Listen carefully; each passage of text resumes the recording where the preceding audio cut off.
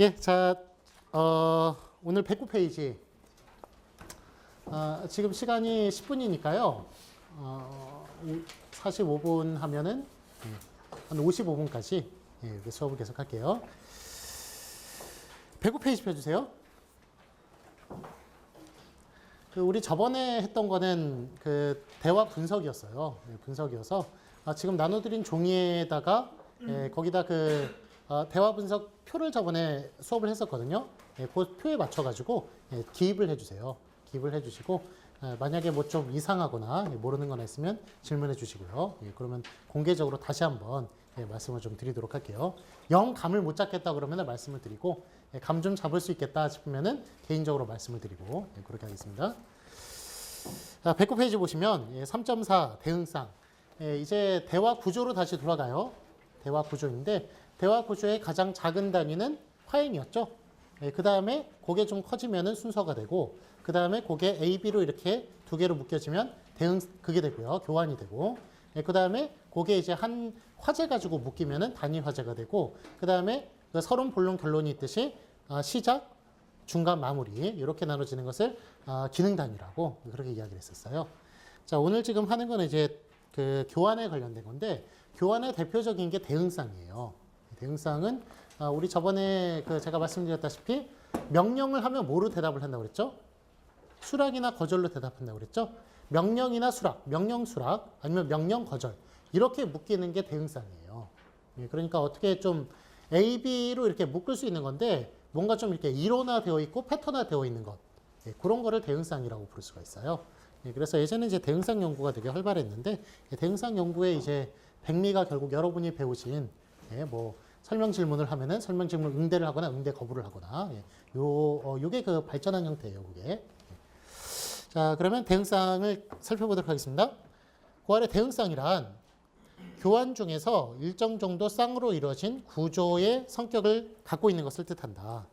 그래서 쌍으로 이루어져 있는데 구조의 성격, 어떤 패턴화되어 있는 것, 그런 것이 바로 대응상이라고 말할 수 있다는 거예요. 그 아래줄 읽어볼게요. 중앙 부분.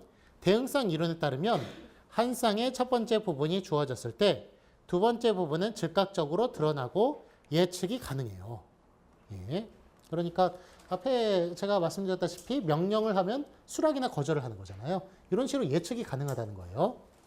자, 그 다음에 대화의 맥락에서 두 번째 부분이 발견되지 않으면 첫 번째 부분은 존재하지 않는 것으로 공식적으로 판단한다. 그래서 이 말은 뭐냐면 첫 번째와 두 번째가 즉 A, B 이렇게 말하는 게 뗄래야 뗄 수 없는 관계다. A가 없으면 B도 없고 B가 없으면 A도 없다. 이런 식의 이야기예요. 그러니까 두 개가 뗄 수 없는 관계다. 그런 거를 이런 식으로 표현을 한 거예요. 두 번째 부분이 발견되지 않으면 첫 번째 부분은 존재하지 않는다. 라는 식으로 그렇게 이야기를 하는 것은 뗄 수 없는 관계다. 첫째와 둘째가 그런 이야기나 다름없어요. 자, 그리고 다음 단락. 대응상이 연구되는 이유는 첫째, 대응상은 보편적인 발화수반력에 의해 주어지고 둘째, 고전적인 대화 분석은 대응상을 첫 번째 부분과 두 번째 부분으로 구별했어요. 대응상이 지금까지 연구가 되게 많이 되었는데 연구가 되는 이유는 첫 번째, 보편적인 발화수반력.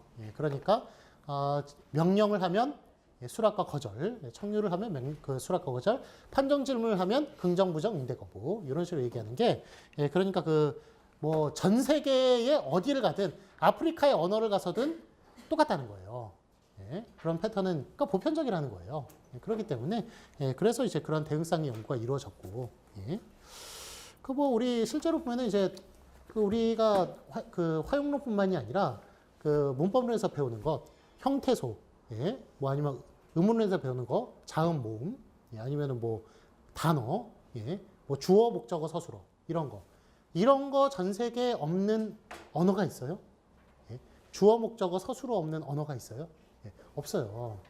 전 세계로 다 똑같아요. 그거는. 그렇기 때문에 이제 언어가 유형화가 될 수가 있는 것이고 그 언어는 이제 어떤 언어든 또 배울 수가 있는 거예요. 그런 비슷한 면이 있기 때문에. 그래서 그런 점은 이제 그 예전에 이제 그 성경에 보면은 그 바벨탑 사건이 있거든요. 그 바벨탑이 뭐냐면 그 하나님이 하늘에 있다고 생각을 한 거예요. 그래서 인간이 하나님을 만나고자 하나님하고 동등해지고자 전 세계 사람들이 모여가지고 탑을 지었어요. 엄청나게 큰 탑을. 그래서 그게 이제 바벨탑인데 탑을 이제 한참 지으니까 하나님 보시기에 참 인간이 건방지단 말이죠. 그래가지고 어떻게 그 탑을 못 만들게 했느냐 하면 사람 언어를 다 갈라버렸어요. 사람 언어를 가르면 서로 협조를 할 수가 없잖아요. 말이 다르면은 못 알아들으니까. 그러다 보니까 이제 그 언어학자 중에 유태인, 뭐 촘스키라든 사람들이 이 사람들이 유태인인데 거기에서 이제 착안해가지고 전 세계 언어는 이제 공통적이다라고 그래서 공통적인 부분을 자꾸 묶은 거죠. 묶다 보니까 결국에는 뭐 여기 우리가 배우는 뭐 형태소라든지 뭐 의문이라든지 이런 것들이 전 세계에 다 있다는 걸 이제 알게 되고 뭐 그런 걸 이제 그런 그 기준이 똑같다 보니까 다른 언어를 배우고 이러는 것도 그 위치만 바꿔주면 되잖아요. 단어만 바꿔주면 되는 거고 그러다 보니까 그런 식으로 이제 발전을 하게 된 거죠. 그래서 언어는 이제 같냐 다르냐를 이렇게 살펴봤을 때 구조적으로는 상당히 이제 똑같다고 볼 수 있죠. 비슷한 면이 있다. 그래서 그런 보편성이 있기 때문에 일반 언어학이 존재할 수가 있는 거고 우리 화용론도 역시 마찬가지예요. 뭐 어디 뭐 아프리카에 가면은 뭐 명령을 하면은 수락과 거절 대신 뭐 다른 말로 다른 게 있다거나 그렇지가 않아요. 다 전 세계 공통이기 때문에 그래서 그런 좀 일반적인 언어학을 공부를 할 수가 있는 거죠. 자, 그다음에 둘째, 고전적인 대화 분석은 대응상을 첫 번째 부분과 두 번째 부분으로 구별했어요. 우리 저번에 제가 말씀드렸죠. 예전에 화용론 연구가 막 어이없이 이루어져 있었다고. 화자 땡땡, 청자 땡땡 이렇게 이루어져 있어요. 그러면 이 사람이 또 화자가 될 수도 있는 건데 예전엔 연구가 이렇게만 A, B 이렇게만 이루어졌기 때문에 좀 어이가 없었는데 하여간 이런 식의 연구가 있었던 걸 보면 A, B만 말하는 대응성에 관한 연구가 대단히 옛날부터 활발했다는 거예요. 그렇기 때문에 그래서 요즘 뭐 화자일, 화자이 이렇게 표현하거나 A, B로 표현하거나 우리 때로 가불로 표현하거나 뭐 그렇게 표현을 하는 거죠. 그러니까 하여간 뭐 그렇게 두 번째 부분으로 구별을 보통 하는 것이 우리가 좀 그 여러분 저기 영어 시간에 그 저 회화 같은 거 배울 때 A, B로 끝나는 경우 맨 처음에 기초적으로 배웠잖아요, 그거를. 그렇죠. 그런 걸 봤을 때도 보면은 인간은 기본적으로 대응상을 대화의 기본이라고 그렇게 생각하는 면이 있다. 그런 이야기예요. 자, 그럼 셋째, 대답 예측에 유형이라는 개념이 유용하기 때문이다. 그래서 대답을 어떻게 예측하는데 A, B로 묶은 유형 그런 식으로 이제 생각을 해두면은 그 뭐 유형적으로 생각을 하면 예측에 유용하니까 그래서 대응상이 연구되었다. 그런 이야기를 해요. 자, 그럼 3.4.1 대응상의 조건. 대응상의 조건은 다음으로 정리해 볼 수 있어요. 1번 인접해 있어야 돼요. 대응상은. 그 다음에 2번 서로 다른 화자의에 발화되어야 돼요. 세 번째 주는 말과 받는 말로 순서가 이루어지고요. 네 번째 유형화되어 있어서 특정한 주는 말에 대해서는 특정한 받는 말로 답해야 돼요. 그러니까 첫 번째 인접, 두 번째 서로 다른 화자의에 발화, 세 번째 주는 말과 받는 말, 네 번째 유형화되어 있다. 그렇게 기억하시면 되겠습니다. 자, 그 다음 단락 볼까요? 109페이지 제일 밑에 줄. 삽입 현상은 대응상을 인접하지 않게도 만들고 유형화를 파괴하기도 해요. 그래서 110페이지 보시면은 7번에 갑이 아줌마 우리 노래방에 들어가도 돼요? 그랬더니 을이 너희 몇 살인데? 갑이 5살이요, 15살이요. 그랬더니 을이 그럼 안 돼. 이런 식으로 얘기한단 말이에요. 자, 원래 그 기억에 대한 대응상은 어디예요? 뭐예요? 기억에 대한 대응상은 리을이거든요. 리을인데 니은 디귿이 어떤 현상이 일어난 거예요? 삽입 현상이 일어났어요. 니은 디귿의 대립상, 그 대응상이 중간에 삽입을 해버린 거예요. 그렇게 했을 때는 기억과 리을이 인접해 있질 않죠. 그래서 조건 파괴가 이루어질 수도 있다는 거예요. 삽입 현상이 일어나면 조건 파괴가 일어날 수도 있다. 자, 다음에 3.4.2 볼게요. 대응상의 유형. 그 아랫줄. 대응상은 자극화행과 응대화행이 한 짝이 되는 경우가 일반적이에요.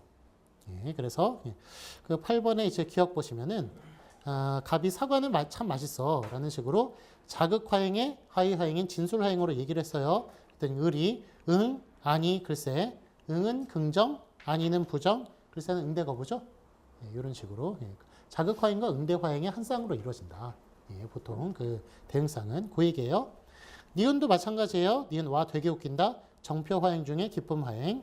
그랬더니 을이 응, 아니. 글쎄는 빼야겠죠? 이건 좀 옛날 그거라. 글쎄는 좀 빼주세요. 공감과 비공감이에요. 응, 아니는. 자, 그 다음에 사과가 맛있니? 이거는 판정 질문이죠. 판정 질문에 대해서 응, 아니, 글쎄, 긍정, 부정, 응대, 거부로. 사과가 왜 맛있니? 설명 질문에 대해서 새콤달콤하니까, 글쎄, 설명 질문 응대와 응대, 거부로. 자, 그 다음에 미음, 사과 먹어, 명령에 대해서 응, 싫어. 예, 수락과 거절로. 비읍, 사과 먹자, 청유에 대해서 응, 싫어. 역시 수락과 거절로. 시옷에 사과 먹을게, 약속에 대해서 응, 안 돼. 역시 이거는 그 허락과 불어로. 그 다음에 안녕하세요, 안녕하세요. 이거 인사에 대해서는 인사로. 예, 인사 응대로. 예, 그런 식으로 이제 얘기를 하는 걸 볼 수 있어요. 그러니까 자극화행과 응대화행의 그런 한 쌍으로 보통 대응쌍이 그렇게 유형화된다. 예, 그런 이야기고요. 111페이지 볼까요? 예, 보시면 3.5 요구와 응대의 일치를 볼게요. 요구와 응대의 일치란 응대가 요구가 되기도 한다는 것을 말한다. 예, 우리 지난번에 한참 배웠었어요. 그렇습니까? 이거는 뭐 간단하게만 이야기를 할게요. 자, 9번에 기억이 갑이 토요일 날에 뭐 할 거야? 라고 말했더니 을이 뭐 하지? 라는 것은 토요일에 뭐 할 거에 대해서 응대를 한 거예요? 응대 거부한 거예요? 예, 응대를 안 한 거예요. 뭐 할지를 얘기 안 했어요. 뭐 하지? 이런 식으로. 그래서 그거 할 때는 응대 화행일 때는 응대 거부 화행인데 뭐 하지? 라는 식으로 또 자극 화행이 이루어진단 말이에요. 자극 화행으로 볼 때는 설명 질문 화행이죠. 그렇죠. 자, 그랬더니 디귿이 구산동에 갈래? 이렇게 얘기를 해요. 구산동에 갈래는 앞에 설명 질문 화행에 대해서 응대했어요, 안 했어요? 예, 뭐 하지? 응대했어요. 그렇죠. 구산동에 가자는 걸로 응대했어요. 구산동에 가자. 그런 식으로 해서 설명 질문 응대 화행이고요. 그걸로 봤을 때는 응대 화행으로 봤을 땐 자극 화행으로 봤을 때는 구산동에 가자죠. 가자니까 청유 화행이 되겠고요. 자, 그랬더니 리을이 왜? 라고 얘기를 해요. 자, 청유 화행에 대해서 수락을 한 거예요? 거절을 한 거예요? 이거는 거절로 봐야죠. 예, 보류를 했지만 보류를 하더라도 일단은 거절이에요. 예, 거절. 자, 그 다음에 거기에 또 왜라고 하는 것은 설명 질문 화행이죠. 그렇죠. 그 다음에 미음이 구산동 가갖고 맛있는 거 다 사 먹고 라고 얘기하는 것 설명 질문 화행에 대해서 응대했죠. 예, 예, 그러니까 왜냐는 거에 대해서 맛있는 거 사 먹자라는 식으로 대답을 했어요. 그렇기 때문에 설명 질문 응대 화행이고요. 예, 그 다음에 맛있는 거 사 먹고 예, 뭐 하자 뭐 이런 식으로 얘기하는 거 보니까 이것도 뭐 끝까지 다 나오진 않았지만 청유 화행인 것 같네요. 그렇죠. 청유 화행일 것 같아요. 자, 예, 이런 식으로 예, 그러니까 요구와 응대 일치. 그러니까 요구라는 것은 지금 요구라고 나왔는데 자극이라고 바꿔주세요. 예, 3.5의 자극과 응대 일치.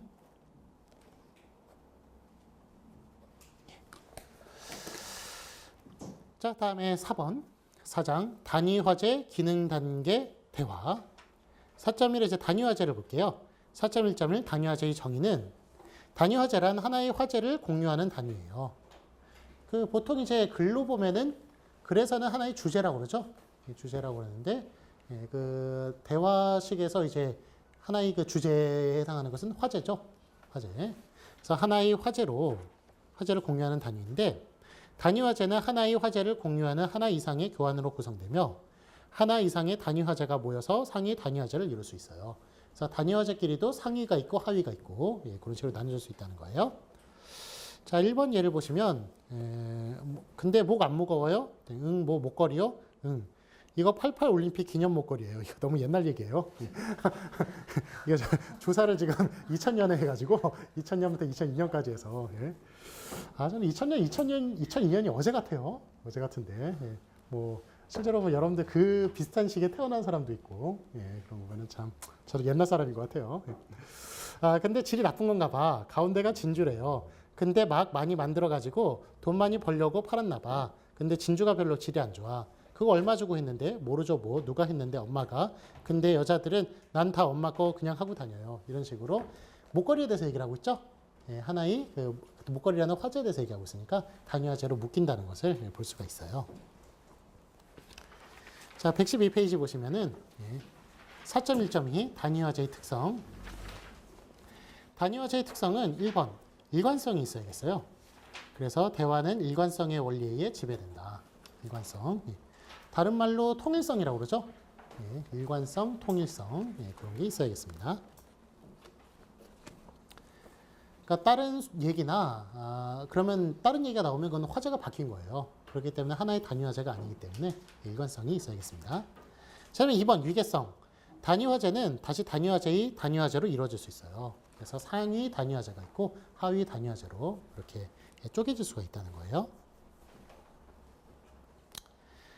자, 4.1.3 이제 단위 화제가 이어나가기가 있는데 뭐 초기화가 있고 아래 그 표에서 보시다시피 보상이 있고 재개가 있고 마무리가 있고 뭐 이런데 이거는 뭐 아직 연구 중이에요.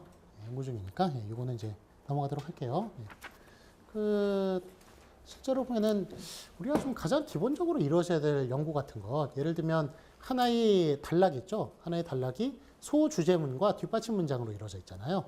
그러니까 소주제문에서 그러니까 보통 이제 한 단락이 7개의 문장으로 이루어졌다고 한다면 6개에서 8개 문장으로 이루어졌다고 얘기하는데, 그래서 평균 잡아서 7개라고 얘기할게요. 7개의 문장으로 이루어져 있다면 하나의 소주제문이나, 그러니까 쌍괄, 물론 양괄식으로 나오면은 2개의 소주제문이 되겠죠. 그런데 두괄식이나 미괄식으로 나온다면 하나의 소주제문과 6개의 뒷받침 문장으로 이루어진다는 거예요. 그러면 그 6개 뒷받침 문장이 다 소주제문을 지원 사격을 한다는 건데, 그럼 이제 거기에마다 다 역할이 있을 거예요. 그렇죠. 그거에 대한. 그럼 그런 역할에 대한 연구, 이런 게 사실 가장 기본일 것 같죠. 근데 그런 연구가 없다는 거 아세요? 그런 연구가. 뭐 그냥 대충 뭐 누군가 이렇게거니 뭐 이렇게 생각한 뭐 그런 건 있지만 좀 이렇게 유형화된 그런 연구가 글이 없을진데 말은 더더욱 없어요 지금. 그래가지고 지금 아까는 얘기했지만 초기화, 보상, 재개, 마무리 뭐 이런 식으로 얘기를 했습니다만 이것도 지금 좀 그러니까 이게 완벽한 분류 같지가 않아요. 좀 많이 뭐 이렇게 그러니까 좀 이렇게 서로 분류가 잘 되려면 서로 간에 공집합이 생기면 안 되거든요. 근데 공집합이 생기는 부분도 있고 아니면 예외가 있으면 안 돼요. 근데 예외도 있고. 그렇다 보니까 이게 좀 완벽하지 못해요. 그래서 조금 더 연구를 좀 더 해야 될 것 같아요. 자, 113페이지 볼게요. 그래서 글이나 말이나 이런 게 여러분들 뭐 아직까지 열심히 배우고 사범대에서 이렇게 보면은 그 임용고사 보려고 뭐 사실은 연구도 미진한 거를 죽어라고 연구해요. 죽어라고 공부해요. 그래가지고 그렇게 해서 이제 막 시험을 보고 그러는데 좀 보기 좀 안 됐어요. 그게 좀 완벽한 이론이거나 머리에 쏙쏙 들어오게끔 그렇게 이루어져 있으면 그 사람들이 왜 그렇게 고생을 하겠어요. 그런데 아직까지 그게 완성이 돼 있지도 않은데 시험 봐야겠는 거예요. 시험 봐야겠고. 그 한국어 능력 시험도 마찬가지예요. 한국어 능력 시험에 보면은 문법 문제들이 있거든요. 문법 문제도 여러분들 저기 한국 사람 풀어보려고 그러면은 고급을 풀어본다고 해도 10분이 안 걸려요.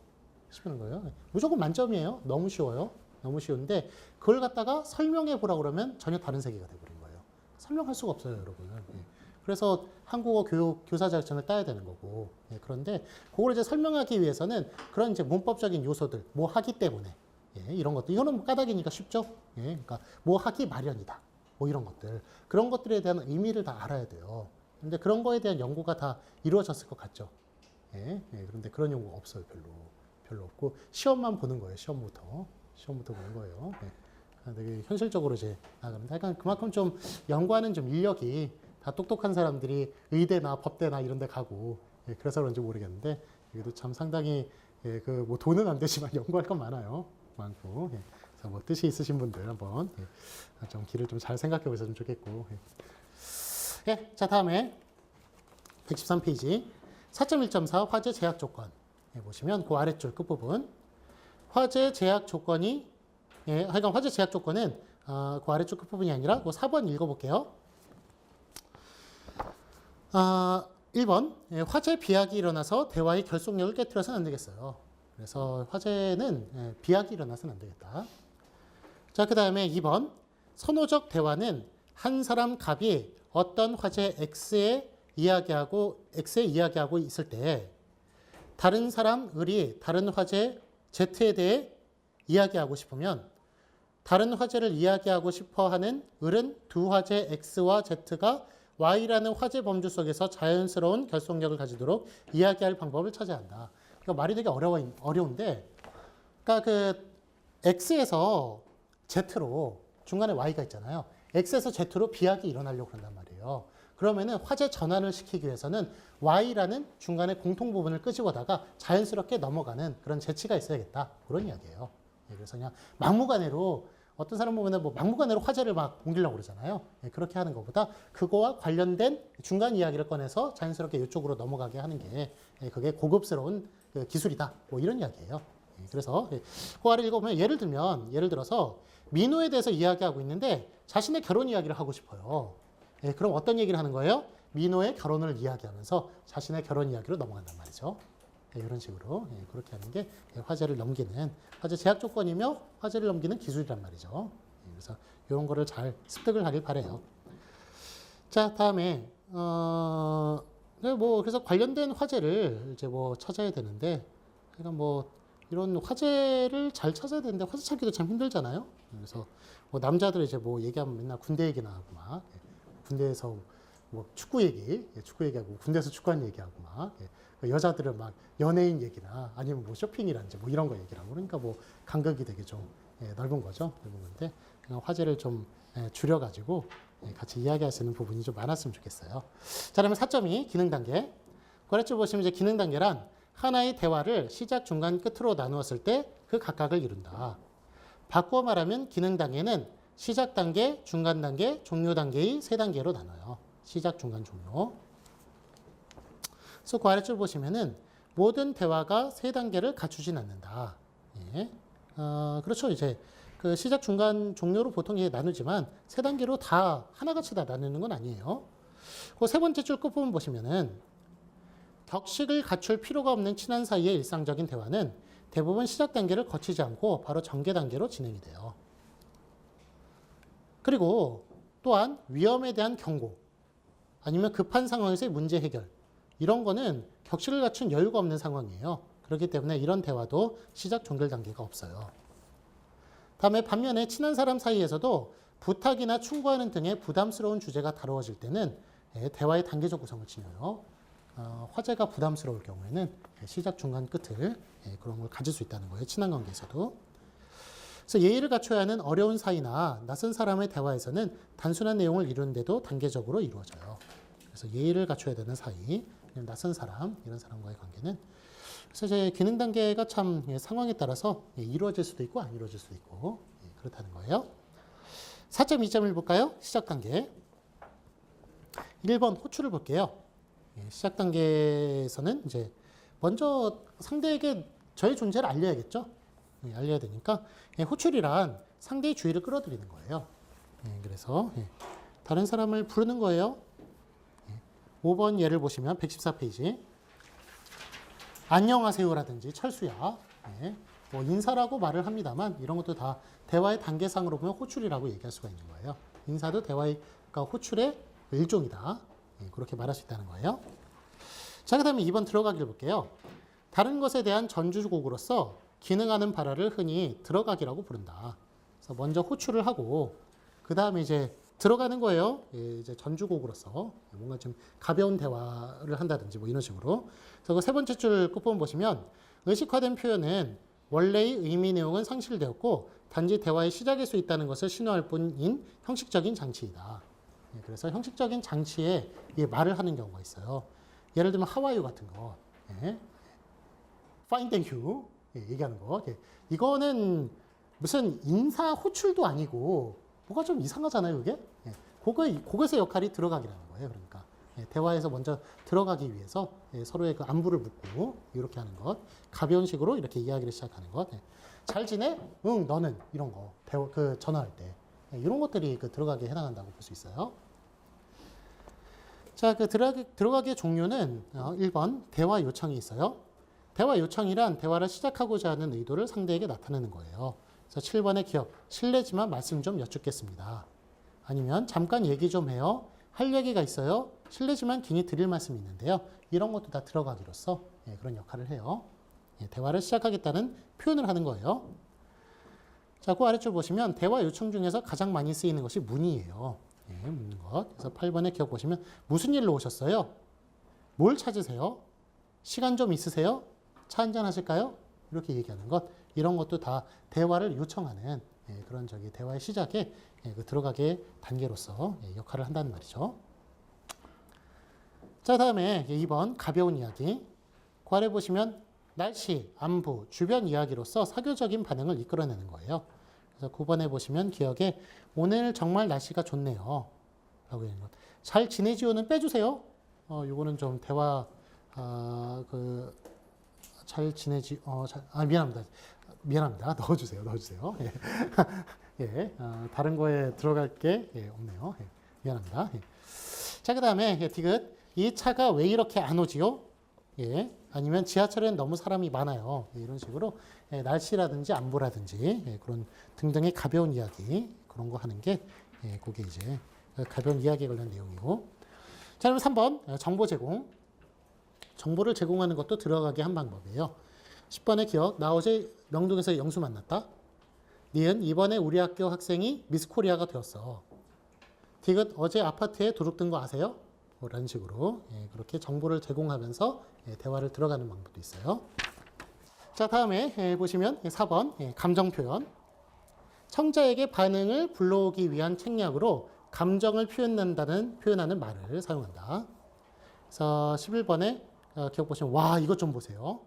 어머 세상에 아이 기분 나빠. 이런 식으로 표현하면 관심을 보이잖아요. 그러면서 대화를 시작하는 그런 방법이 있을 수 있다는 거예요. 자, 다음에 4.2.2 중간 단계. 중간 단계는 의사소통 목적을 수행하는 단계예요. 그래서 기능 단계 중에서 핵심적인 단계라고 할 수 있어요. 그렇긴 한데 그런데 이게 그 두 번째 줄 끝부분 보시면 다른 부분에 비해 길고 정형화되어 있질 않아요, 아직. 그래서 이런 거는 좀 더 연구가 필요할 것 같아요. 자, 그러면 4.2.3 종료 단계요. 종료 단계에서는 종결을 위한 준비와 대화가 끝났음을 나타내는 인사 등 대화의 마무리 작업이 이루어진다. 주로 중간 단계의 내용을 요약하거나 진행된 대화가 갖는 의미를 알아보거나 상대방을 염려해 주거나 관계된 사람에게 안부를 전하거나 인사를 하는 것 따위가 이루어진다. 그래서 종료 단계에서는 뭐 안부를 전하거나 인사를 하거나 그래서 뭐 이렇게 헤어지는 이제 준비를 하는 거죠. 마지막으로 작별 인사를 하고. 자, 그 아래줄 보시면 종료 단계 일반적인 형식은 작별 준비 발화와 작별 인사로 이루어져 있어요. 그래서 1번 작별 준비 발화부터 볼게요. 그냥 무조건 뭐 대화 딱 끝났으면 안녕 하고선 헤어지지 않잖아요. 그러니까 이제 대화 끝났다는 걸 서서히 좀 이제 그 상대방에게 전조를 주면서 그 암시를 주면서 이제 대화를 끝내죠. 자, 그래서 작별 준비 발화는 1번 앞으로 진행될 일에 대한 언급을 해요. 근데 어쩌지? 친구들이 위해서 기다려서 가봐야 해. 그러니까 가봐야 한다는 그런 미래 일을 그런 일을 이야기를 언급을 한단 말이에요. 자, 그 다음에 2번 만남에 대한 기약을 하기도 해요. 우리 한 달 후쯤 다시 볼까? 다음에 또 조만간 또 찾아뵙겠습니다. 뭐 이런 식으로 이야기를 하고. 만남에 대한 기약은 작별 인사를 대신하기도 해요. 15번의 기억 보시면 나중에 전화할게. 또 보자. 시험 끝나고 한번 보자. 다음에 봬요. 다음에 봐요. 이런 말들이 실제로 보면 그 작별 인사는 아니에요. 그렇죠? 작별 인사는 아니고 미래에 일어난 일을 얘기하는 거잖아요. 그런데 이게 작별 인사를 대신할 수도 있다는 거예요.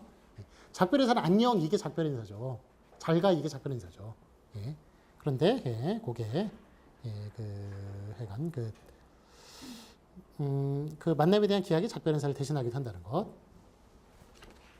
여자들은 막 3시간씩 통하고 나서 중요한 이야기는 나중에 만나서 하자. 막 이렇게 얘기를 하잖아요. 그것도 이제 만남에 대한 기약이라고 얘기할 수가 있겠네요. 그렇죠? 자, 다음에 3번 대화 중단 지시. 16번 보시면 둘이 싸웠어? 무슨 일인데 그래? 그랬더니 순이가 그만 이야기하자. 나 갈게. 그만 이야기하자. 이런 식으로 얘기하는 것. 대화 중단을 지시해가지고 대화를 마치기도 해요. 자, 이렇게 그 작별 준비 발언을 했으면 그다음에 마지막으로 이제 작별 인사를 하죠. 작별 인사. 1번 정형화된 작별 인사. 안녕히 가세요. 잘 가. 빠이빠이. 이런 식으로 얘기하는 것. 그런데 정형화된 작별 인사는 변형이 되기도 해요. 갈게 쉬어. 응 가.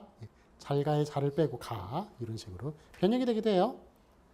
그 다음에 앞으로 진행될 일에 대한 언급이 작별 인사로 사용되기도 한다. 아까 전에 다뤘던 이야기예요. 그러니까 만남에 대한 기약이 작별 인사를 대신하기도 한다고 그랬죠.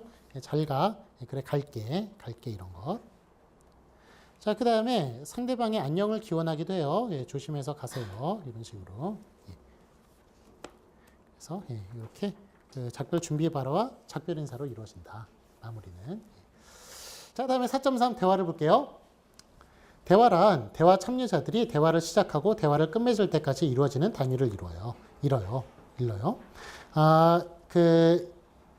이 대화 구조에서의 최대 단위이다. 그래서 대화의 구성은 그렇게 기능 단계로 보면 소개 단계, 논의 단계, 정리 단계, 즉 시작, 중간, 끝 이렇게 세 가지로 나눌 수가 있고 그 논의 단계에 있어서는 또 단위 화제의 단위 화제로 나눠질 수가 있죠. 그래서 그 아래 5개의 단위 화제로 나누어지고 5개의 단위 화제 중에 마지막 하나가 또 그렇게 3개의 단위 화제로 또 나눌 수 있어요. 그러니까 단위 화제의 단위 화제는 서로 위계성을 갖는다는 것, 상위 단위 화제와 하위 단위 화제가 이루어진다는 것, 그런 것 정도로 판단을 하고 넘어가죠. 자, 대화 분석은 저번 시간에 했고요. 132페이지면 공손에 관해서.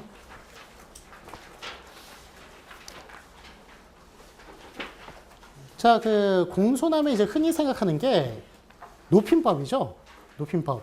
그래가지고 한국 사람들이 높임법이 있으니까 대단히 공손하고 예의가 있다. 이렇게 착각하기 쉬워요. 그런데 공손법이 있다고 그래가지고 그러면 서양이나 공손법이 없는 다른 나라의 말은 다 완전히 쌍놈들이 하는 말이냐. 그렇지 않아요. 그 사람들은 나름대로의 공손의 기술들이 있어요. 원칙들이 있고. 그렇기 때문에 한국이 높임법이 있다고 그래가지고 꼭 공손하다고 말할 수는 없는 거예요. 그거는 공손의 하나의 방법으로서 발전한 것 뿐이지. 그래서 여기서 말하는 공손은 높임법이 아니에요.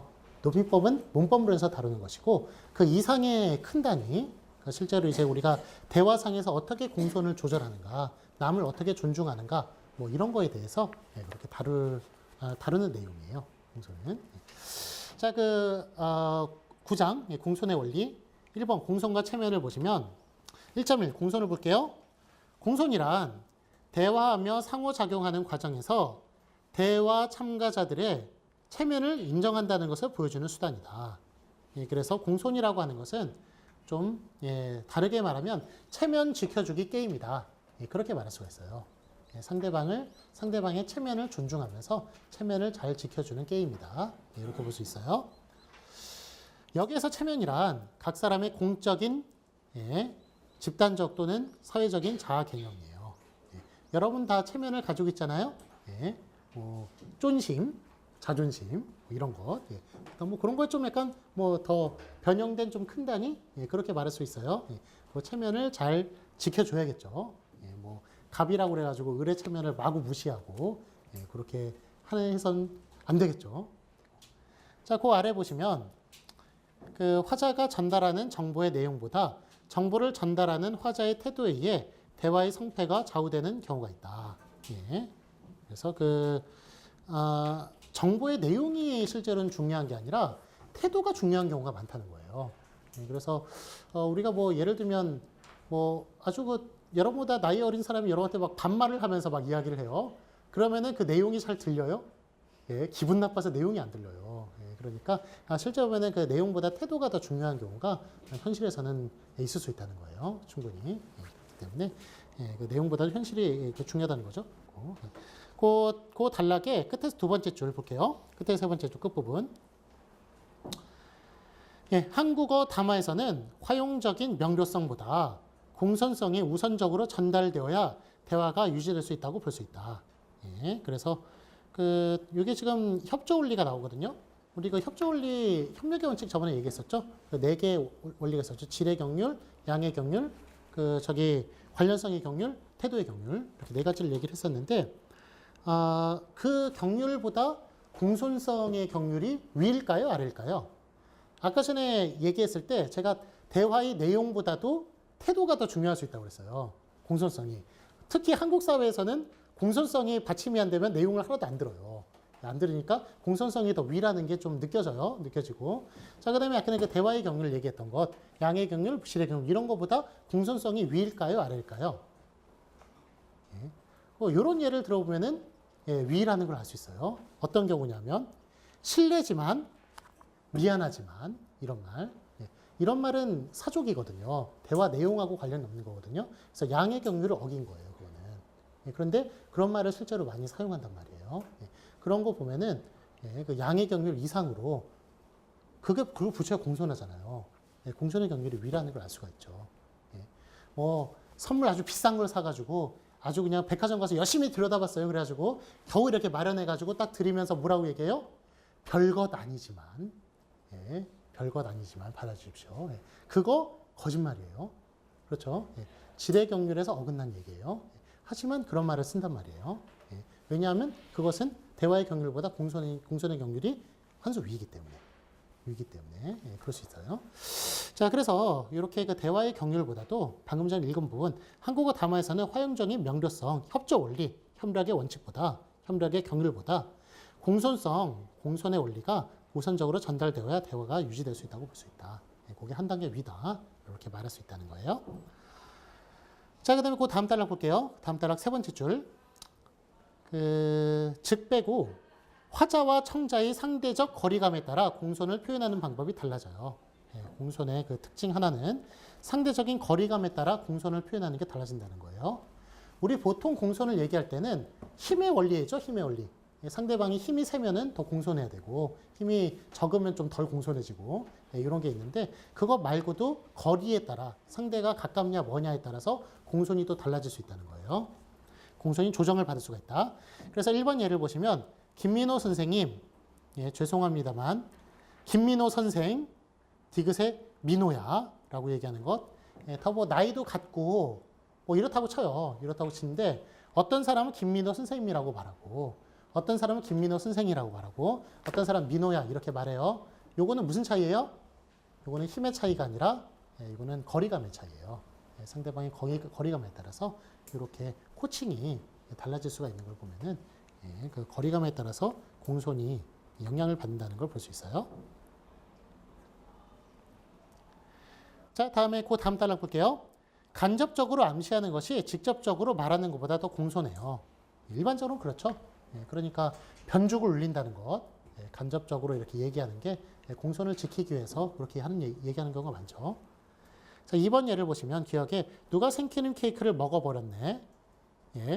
이렇게 이야기를 하는 게 네가 생크림 케이크 먹었지 나쁜 뭐 이렇게 얘기하는 것보다 더 공손하다는 거예요. 그렇죠? 간접적으로 말하는 것. 자, 그 다음에 3번 예를 보시면 기억에 우리 모두는 소연이를 그리워할 거야. 우리 모두는 희영이를 그리워하지 않겠지만 소연이를 그리워할 거야. 희영이 들으라고 하는 말이에요. 기억은. 그러니까 이렇게 간접적으로 이야기를 한단 말이에요. 하여간 뭐 직접적으로 이렇게 대놓고 보복을 하고 뭐 이렇게 하면은 참 얼마나 본인 속이 시원해지겠습니까? 여러분이 그렇게 무시를 받았다고 그래가지고 그거를 이렇게 보복을 하면은 문제가 더 커지는 경우가 참 많아요.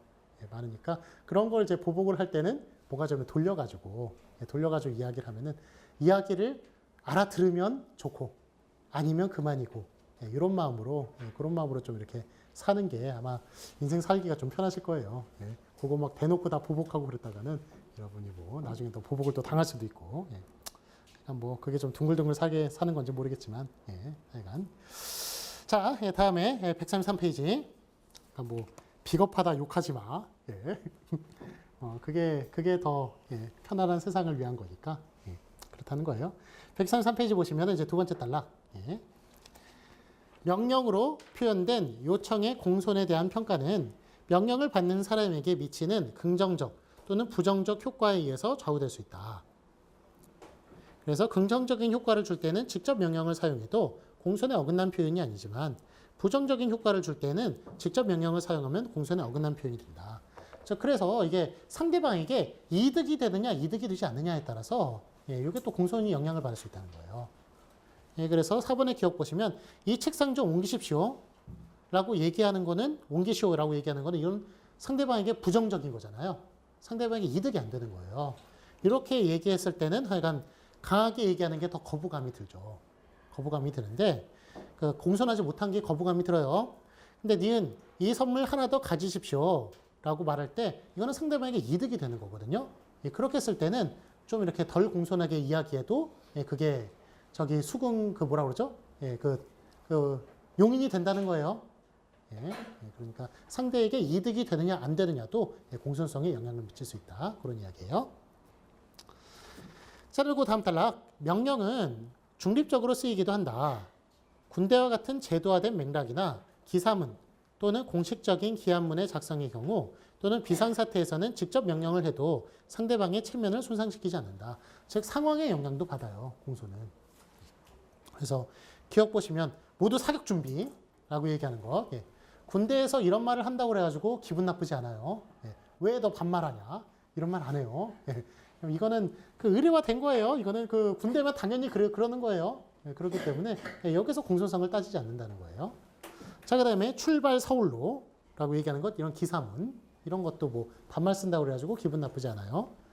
디귿 한글 2010으로 작성하고 페이지는 붙이지 말 것, 기한문, 설명문 이런 거, 그런 것도 별로 기분 나쁘지 않고요. 불이야라고 얘기하는 것, 비상사태에서도 아무리 대통령이 있다고 하더라도 불이야예요. 불이야. 각하 지금 어느 지역에 지금 불이 났습니다. 뭐 이런 식으로 뭐 얘기한다고. 지금 바로 불이 만약 되게 진짜 위급할 경우라면은 그런 걸 얘기하는 게 다 용인이 된다는 거예요. 그러니까 위급할 경우 상황에 따라서 그런 것이 다 하여간 영향을 준다. 상황도 그렇다는 거예요. 자, 1.2 체면부터는 10분 쉬었다 할게요. 133페이지 1.2 체면이요. 체면이란 공적으로 지켜지는 개인의 자존심을 말하는데, 즉 체면이란 모든 사람이 자신에 대해서 가지고 싶은 공적인 자아상이라고 할 수가 있어요. 그래서 뭐 자존심이라는 것은 여러분이 그리는 그림이잖아요. 여러분이 어느 정도 사람인지 그 머릿속으로 그리는 그림인데, 그런 거를 이제 잘 지켜주면 공손한 사람이 되겠고, 그거를 침해하면은 그건 아주 불공손한 위협적인 사람이 되는 거죠. 자, 2.1.1 적극적인 체면과 소극적인 체면이 있어요. 체면의 종류에는 두 가지가 있는데, 그것을 밑에 줄 볼게요. 적극적인 체면은 독립적인 주체로서 자신의 신분을 인정받고자 하는 욕구를 말하고요. 자, 그 다음에 소극적인 체면은 외부의 간섭이나 부당한 외부의 압력으로부터 벗어나서 자기가 선택한 일을 하는 자유를 누리고자 하는 것, 곧 방해받지 않으려는 욕구를 말한다. 그래서 적극적인 체면이라는 것은 여러분이 가지고 있는 사회적인 그런 위치, 이런 거를 지켜주는 거예요. 이런 걸 인정해 주는 것이고, 소극적인 체면이라는 것은 여러분이 지키고 있는 바운더리 있죠? 그거를 그러니까 지켜주는 거예요. 그거를. 그게 이제 소극적 체면이고. 자, 그래서 1.2.2 보시면 체면 위협 행위와 체면 보호 행위가 있어요. 그 세 번째 줄 읽어볼게요. 체면 위협 행위는 청자의 체면을 손상시키는 행위고, 체면 보호 행위는 청자의 체면을 지켜주는 행위예요. 그래서 6번 예를 보시면 이웃의 젊은이가 늦은 밤에 음악을 크게 틀고 있어요. 이웃집 노인이 그 젊은이에게 시끄러워 음악 꺼 이렇게 얘기하면 체면 위협 행위예요, 체면 보호 행위예요. 이건 체면 위협 행위죠. 그렇죠. 체면 위협 행위. 물론 이제 젊은이가 잘못하긴 했지만 그렇다고 그래가지고 이렇게 말하는 것, 그것도 좀 너무 그러니까 뭐 생전 처음 보는 사람인데 이렇게 말하는 건 문제가 있어요. 근데 니은 이제 늦은 밤이고 사람들이 자야 하는데 음악은 그만 틀었으면 좋겠어요. 이렇게 말하는 게 체면 보호 행위가 되겠죠. 자, 다음에 1.3 공손과 체면의 전략. 그 두 번째 줄 부분 볼게요. 자신의 행위를 방해받지 않으려는 욕구인 소극적 체면과 상대방에게 인정받으려는 욕구인 적극적 체면을 가지고 있어서 이 욕구를 충족시키기 위한 언어적 전략을 세운다고 보는 것이다. 아까도 얘기했던 소극적 체면과 적극적 체면이요. 소극적 체면을 위협하는 행위도 있고 보호하는 행위도 있고, 그 다음에 적극적 체면을 위협하는 행위도 있고 보호하는 행위도 있고, 그래요. 그 다음 단락 보시면 다음 단락 두 번째 줄. 소극적 체면을 손상시키지 않는 것은 화자가 청자의 개인적인 권리를 침해하는 것을 알고 있으면 그것에 대해 미안하게 생각한다는 것을 공적으로 표현함으로써 청자를 정당하게 존중한다는 사실을 확인시켜주는 것이다. 그래서 소극적 체면을 손상시키지 않는 것은 그러니까 그 상대방의 시간이라든지 뭐 권리라든지 이런 거를 뺏지 않으려고 노력하는 거예요. 그래서 방해가 되셨으면 죄송합니다. 이런 표현들은 그 사람의 바운더리, 그 사람의 시간, 그거를 지켜주는 행위거든요. 그래서 소극적 체면을 지켜주는 그 체면 보호 행위가 되겠고요. 자, 다음에 적극적 체면을 세워주는 것은 화자가 청자를 인정하고 있으며 좋은 감정을 가지고 있다는 것을 느끼도록 해주는 것이다. 그래서 항상 이렇게 보면은 뭐 당신이 가장이잖아요. 뭐 이런 식으로 막 아내들이 많이 설득을 하잖아요. 설득을 하고 그러는 거는 상대방의 체면을 적극적인 사회적인 체면을 지켜주는 거예요. 그렇게 함으로써 그 상대방에게 모든 행동을 하게끔 하는 그런 전략이죠. 그래서 그거는 적극적 체면을 지켜주는 행위라고 볼 수 있어요. 그러니까 여러분 저기 여기 한양대학교 들어오기 어려운데 한양대학교 들어온 엄연한 대학생들인데 뭐 이래선 되겠습니까? 뭐 이런 식으로 얘기를 하면은 그거는 이제 여러분의 적극적 체면이에요. 그게 여러분이 가지고 있는 사회적 지위거든요. 거기에 대해서 그거를 인정을 하면서 이야기를 하는 것이니까 그거는 적극적 체면 보호 행위라고 얘기할 수 있어요. 그래서 소극적 체면과 적극적 체면 좀 구별하세요. 자, 그다음에 1.3.1 적극적 공손 전략을 볼게요. 적극적 공손 전략이란 화자가 청자의 적극적 체면을 보호하는 방법을 말해요. 즉 적극적 체면 보호 행위가 되겠어요. 적극적 체면 보호 행위. 적극적 체면은 관련되고 싶어하는 욕구로 다른 사람에게 인정받고 남이 속한 집단의 구성원이 되고 싶고 나의 욕구를 남과 함께 공유하고 싶은 욕구예요. 즉 사회적인 욕구예요. 그래서 즉 적극적인 체면을 향한 체면 보호 행위는 다른 사람의 능력을 인정해주고 협동심을 보여주고 목표와 관심이 같다는 것을 강조하는 행위 등이 포함돼요. 그래서 기억에 어제 우리가 한 일은 성공적이었어요. 내가 한 일은 성공적인 게 아니라 당신과 내가 한 일이 성공적이다. 이런 식으로 우리 자신을 묶어주는 거죠. 묶어줌으로써 너는 우리의 공동체다. 공동체에 있는 멤버다. 이런 식으로 얘기를 해주는 거 보니까 적적 공손 체면 보호 행위라고 얘기할 수 있어요. 그다음 니은 당신과 나는 어떻게 해서라도 이 집안을 일으켜 세워야 해요. 이런 식으로 묶어주는 것. 나만 그런 게 아니라 당신과 나를 하나의 이제 가정으로서 묶어주는 것이니까 그 사람의 그 사회적인 그 지위, 뭐 그런 거를 지켜주는 것이라고 얘기할 수가 있어요. 그 다음에 1.3점 볼까요? 소극적 공손 전략. 소극적 공손 전략이란 화자가 청자의 소극적 체면을 보호하는 방법을 뜻하는데 소극적 체면은 독립적이고자 하는 욕구로 다른 사람의 간섭을 받지 않으며 어디에도 속하지 않고 자유롭게 행동하고 싶어하는 마음이에요. 소극적 체면을 향한 체면 보호 행위는 상대방이 가진 시간에 관심을 표현한다거나 부담을 주거나 방해했을 때 사과하는 행위 등을 포함해요. 그래서 편한 시간에 오세요 라고 얘기하는 거는 그 사람의 시간을 지켜주는 말이에요. 그 사람의 바운더리, 시간이란 바운더리를 지켜주는 것이니까 그 사람이 가진 것을 지켜주는 행위니까 소극적 공손 전략이라고 말할 수 있고 제가 어려운 부탁을 내서 죄송해요. 그 사람에게 부담을 줬다는 거죠. 마음속에 그런 이제 부담을 준다든지 그런 심적인 고통, 심적인 바운더리를 건드린 거예요. 침략한 거예요. 그래서 그런 것을 지켜주는 행위 이런 것이 소극적 공손 전략이라고 말할 수 있어요. 자, 그 다음 단락 볼까요? 소극적 체면 위협 행위와 소극적 체면 보호 행위는 청자에게 다른 반응을 당연히 일으키겠죠. 갑은 구기억의 갑, 그냥 가만히 앉아있기만 하면 어떻게 얼른 청소하지 않고 이거는 을이 어떻게 답변하겠어요? 제가 지금 놀고 있는 줄 아세요? 공부하고 있어요. 제가 뭐 청소부인 줄 아세요? 이런 식으로 얘기하는 거. 요거는 이제 체면 위협 행위에 대한 반응. 그다음에 체면 이제 그 보호 행위에 대한 반응은 이렇게 말하면 네 일에 방해가 되겠지만 나 좀 도와줄 수 있니? 라고 말하면 미안해요. 제가 공부하다가 깜빡했어요. 지금 바로 청소할게요. 이런 식으로 얘기하는 게 이게 이제 그 보호 행위를 한 거죠. 그래서 이렇게 반응이 달라질 수가 있다는 것. 뭐 그건 이제 여러분 많이 당연히 여러 번 경험했을 봤을 테니까 잘 알 테고. 1.3.3 볼게요. 공손 전략 간의 위계. 자, 그러면 이제 체면 위협 행위를 최소화하는 방향으로 다음과 같은 전략을 선택한다고 한다. 그래서 체면 보호의 정도는 체면 위협 행위가 이제 그 체면 보호의 정도가 노골적으로 발화하는 것, 간접적으로 말하지 않고 누굴 지켜줄 생각도 없이 노골적으로 이야기하는 게 가장 이제 정도가 약하고 그 다음에 적극적이겠어요? 소극적이겠어요? 그 소극적인 게 한 수 위래요.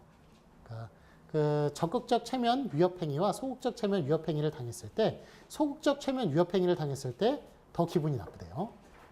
그런 거 보면은 적극적 공손 행위보다 소극적 공손 행위가 한 수 위라는 거예요. 뭐 요거는 이제 그 공손을 말하는 리츠가 이제 얘기를 한 것이고, 예, 뭐 예를 들면 뭐 이런 예, 저기 어떤 사람이 여러분한테 아는 체를 하네요. 예, 인사를 하네요. 그러니까 안면 까요, 한마디로 안면을 까요. 예. 이렇게 하는 경우와 그 사람이 여러분한테 막 일을 시켜요. 막 이거 일하라고 막. 예. 어떤 게 더 기분 나빠요? 예. 어떤 게 기분 나빠요? 예. 여러분 모른 채예요. 여러분을 안면을 까는 행위와 그 다음에 여러분한테 막 자기가 상관이냐 막 일을 시켜요. 막 일을 시키고 어떤 게 기분 나빠요? 차라리 모른 채 하는 게 낫죠. 그렇죠. 그렇지 않아요? 예, 차라리 모른 채 하는 게 낫지 않아요? 그거? 예, 제 생각이 그런데. 예. 그러니까 그 안면을 깐다는 거는 그거는 적극적 체면 보호 위협행위예요. 왜냐하면 그 사람의 사회적 지위를 인정하지 않고 있거든요. 예, 분명히 아는 그런 관계인데 여러분을 약간 무시한다고 그렇게 볼 수가 있어요. 그것도 기분 나쁘죠. 기분 나쁜데, 예, 여러분 분명히 뭐 시간과 이런 게 있을 텐데 하여간 그 사람이 막 여러분한테 무자비하게 막 막무가내로 막 일을 시키고 막 이렇게 하는 것. 예, 그렇게 하면 그거는 소극적 체면 위협행위가 되거든요. 그렇죠? 예, 여러분은 시간이나 이런 걸 다 무시한 거예요. 예, 그래가지고 이렇게 하는 거니까. 예, 어떤 게 더 기분 나쁠까? 예. 그러니까 뭐 적절한 예가 될지 모르겠습니다만, 약간 예, 뭐 저 같은 경우에는 그렇게 일을 시키면 더 기분 나쁠 것 같아요. 차라리 그냥 저 마음에 안 드는 사람이면 모른 체 하는 게 낫지 그냥. 예, 모른 체 하고 서로 그냥 대면대면하게 지내는 게 낫지. 괜히 막 와가지고 아는 체 하고 막 일 시키고 그러면 힘들 것 같아요. 예. 그래서 뭐 소극적 공손 표현이 하여간 한 단계 위라는 것. 예. 자, 그 다음에 4번 암시적인 표현. 그래서 가장 이제 간접적으로 표현하는 것이 그게 이제 가장 위의 단계라고 얘기하네요. 136페이지 볼게요. 136페이지 11번 예를 보시면 볼펜 좀 빌려주세요. 이게 노골적 대화예요. 노골적으로 얘기하는 것이고. 자, 그 다음에 볼펜 좀 쓰게 해주세요. 예, 쓰게 해주세요. 이거는 상대방이 볼펜의 주인이라는 걸 인정하는 거예요. 그렇죠? 예, 상대방이 볼펜의 주인이라는 걸 인정을 해서 상대가 권력이 있다는 걸 인정을 하는 거예요.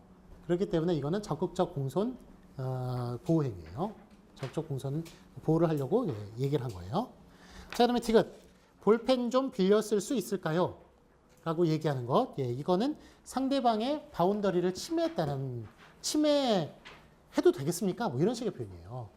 볼펜 좀 빌려 쓸 수 있을까요? 라는 것은 예, 당신의 소유 아니면 당신의 그 시간 뭐 이런 걸 약간 빼앗으면서 그런 걸 좀 빌려 쓸 수 있겠습니까? 라고 말하는 거는 예, 그거는 이제 그 사람의 그 바운더리를 얘기하는 것이기 때문에 상대의 바운더리를 침해했음을 인정하는 얘기이기 때문에 그래서 볼펜을 좀 빌려 쓸 수 있을까는 소극적 공손 보호행위가 되겠고 참 리을 볼펜을 안 가져왔네요. 이렇게 얘기한 건 암시적인 표현이고 그래서 니은 디귿만 비교해 보세요. 볼펜 좀 쓰게 해주세요. 볼펜 좀 빌려 쓸 수 있을까요? 어떤 게 좀 나아 보이세요? 거의 뭐 큰 차이가 없는 것 같이 보이긴 합니다만 그래서 뭐 디귿이 더 한 수 위라고 그렇게 얘기를 하면서 소극적 공손 행위가 더 한 수 위라고 그렇게 얘기를 해요. 자, 다음에 2장 공선 원리를 볼게요. 2.1 공선 원리와 높임법.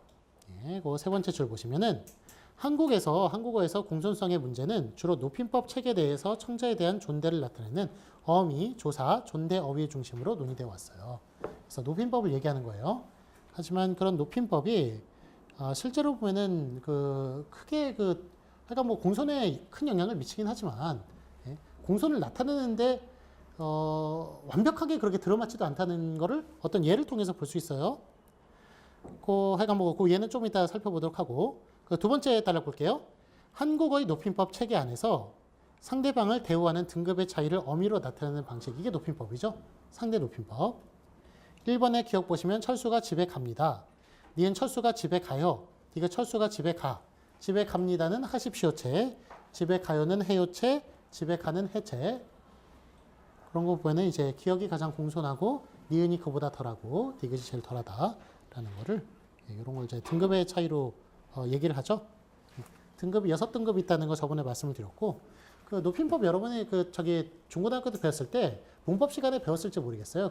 높임법에 3가지 종류가 있잖아요. 그러니까 6등급으로 나누는 것은 상대 높임법이고 예, 그 다음에 주체높임법하고 그 다음에 그 객체높임법이 있죠. 주체높임법은 이제 주로 주어를 높이는 거잖아요. 그래서 시나 이런 걸 통해 가지고 주어를 높이는 것이고, 객체높임법은 뭐예요? 객체높임법. 객체높임법 뭔지 아세요? 뭘 높이는 거예요, 그거는? 예. 요거는 이제 목적어나 아니면 부사어를 높이는 거예요. 예, 그래서 목적어를 높이는 경우, 나는 할아버지를 공원에 데리고 갔습니다. 이렇게 하면 안 되잖아요. 예, 어떻게 해야 돼요? 모시고 갔습니다. 그거는 뭘 높이는 거예요? 할아버지를 높이는 거죠. 할아버지를은 목적어죠. 예, 그런 게 객체높임법이에요. 객체높임법. 예. 그 다음에 저기 선생님한테 숙제를 줬습니다. 예, 선생님께 숙제를 드렸습니다. 예, 뭘 높이는 거예요? 이거는 선생님께를 높이는 거잖아요. 그렇죠. 선생님께. 이거는 역격. 예, 역격에 좀 어려운 말로 역격. 그 위에는 부사격. 예, 부사격 중에 역격이 들어가 있는 거예요. 그래서 부사어를 높이는 거예요. 그거는. 예, 그런 식으로 부사어나 목적어. 즉 이제 주어를 제외하고 주어나 상대를 제외하고 나머지를 높이는 것. 그걸 다 객체높임법이라고 얘기하는데, 예, 높이는 게 목적어하고 역격밖에 없어요. 그래서 두 개를 높이는 게 객체높임법이라고 얘기할 수 있어요. 자, 예, 하여간 이거는 참고로 제가 말씀을 드린 거고, 자, 끝에서 두 번째 줄 볼게요. 그러나 실제 활용상을 보면 대우법 어미 이외의 종결어미나 접속어미, 특정 어휘 등 다양한 방식의 장치들이 사용되고 있으며 높임 등급의 높임법 어미를 사용하는 것이 바로 공손을 보장하지 않는다는 것을 알 수 있다. 예, 그래서 우리가 공손을 보통 이제 어미를 통해서 조절을 한 거잖아요. 1번 예를 보면 비음 니다를 사용하느냐, 아요를 사용하느냐, 아를 사용하느냐, 이런 종결 어미에 따라서 지금 높임법이 달라지고 있는 걸 볼 수 있죠. 예, 보통 그게 다라고 생각하는데 실제로 보면 137페이지 보시면 2번 예를 보세요. 선생님 함께 가십시다. 이렇게 얘기하거든요. 이거 보통 어떻게 표현해요? 함께 가시지요. 함께 가시겠습니까? 이런 식으로 돌려서 얘기하잖아요. 가십시다라고 얘기하는 거는 공손하지 못하잖아요. 그런데 실제로 보면 이제 외국 학생들 같은 경우에는 높임법을 이제 그런 식으로 배운단 말이에요. 가십시다 같은 경우에는 청유형의 최고 높임법이거든요. 그래서 딱 보고는 가십시다 이래요. 아무리 뭐 어려운 사람이라도 가십시다. 그랬다가 그 사람이 표정이 달라지는 걸 보고 내가 뭐 실수했나 이런 식으로 생각을 하면서 다른 표현을 이제 쓰게 되는 거죠. 되는 건데 이렇게 봤을 때 십시다가 분명히 청유형이 가장 높임에도 불구하고 이게 실제로 보면 공손하지 않단 말이에요. 않기 때문에 실제로 높임법과 공손에는 좀 큰 차이가 있다라는 걸 볼 수가 있는 예가 되겠어요. 예, 선생님 비키십시오. 이렇게 얘기하는 거. 분명히 그 명령형의 최고형을 사용했단 말이에요. 사용했는데 듣는 사람은 결국 공손하다고 생각하지 않는단 말이에요. 그러니까 이런 뭐 내용상의 문제 이런 것도 이제 그 표현을 어떻게 좀 바꾸든지 그런 게 좀 필요한 거죠. 선생님 지금 몇 시입니까? 이것도 마찬가지고 조용히 하십시오. 입 다무십시오. 닥치십시오. 뭐 얘기하는 거 모두 다 명령형의 최고형을 사용했지만 공손하지 않고 당연히 합격했습니다. 뭘 물어봐야 당연히 합격했는데 습니다라고 해서 가장 높임법을 사용했지만 최고의 하십시오체를 사용했지만 공손하지 않아요. 그렇기 때문에 여기서 이제 말하고자 하는 바는 종결 어미 가지고 공손이 다다 그렇지 않다는 거예요. 분명히 다른 방법이 있다. 그렇다는 이야기예요. 그래서 그 아래 단락에 그 제일 밑에 줄 이렇듯 존대의 어미를 쓴다고 해서 반드시 공손한 표현이 되는 것을 아님을 알 수 있다. 그래서 한국어의 높임법 가지고 공손 땡이다, 공손의 끝이다 그렇게 얘기할 수는 없어요. 분명히 그 이상의 뭔가 다른 게 있는 거예요. 좀 이렇게 전 세계적으로 봤을 때 좀 유형화시킬 수 있는 다른 공손의 세계가 있다는 걸 우리는 이걸 보고 알 수 있어요. 자, 2.2 공손 원리와 협력 원리. 자, 그럼 협력 원리는 우리 배웠었죠? 137페이지 3번 예가 여기 협력 원리인데 요거는 가장 이제 중요한 원리라고 사용론 배웠으면 요거는 알고 있어야 된다고 제가 말씀을 드렸고요. 자, 거기 138페이지 그 첫 번째 단락 첫 번째 줄 보시면 그런데 실제 대화에서 대화자 상호 간의 관계를 증진하기 위한 기능을 수행하기 위해서 의도적으로 협력 원리를 위배하는 일이 생기게 되므로 공손 원리가 협력 원리보다 우선한다고 볼 수 있다. 아까 전에 제가 드렸던 말씀이에요. 4번 예를 보시면 손님을 초대하여 상다리가 부러지게 차렸어요. 잘 차린 음식점 앞에서 뭐라고 말을 하냐면 차린 건 별로 없지만 예, 많이 드세요. 이런 식으로 얘기하는 거. 예, 요거 거짓말이에요. 예, 지뢰 경률 어긴 거거든요. 예, 그런데 이런 표현을 쓰는 것은 굳이 쓰는 건 뭐 왜 그러냐. 공선의 원리가 협력 원리보다 한 수 위라는 거죠. 이상이기 때문에 이런 표현을 쓴다는 거예요. 아무것도 아니지만 이것도 마찬가지예요. 예, 열심히 선물을 골랐는데 아무것도 아니지만 이런 식으로 얘기하고. 자, 그다음에 티귿 바람 들어온다. 문 좀 닫을래?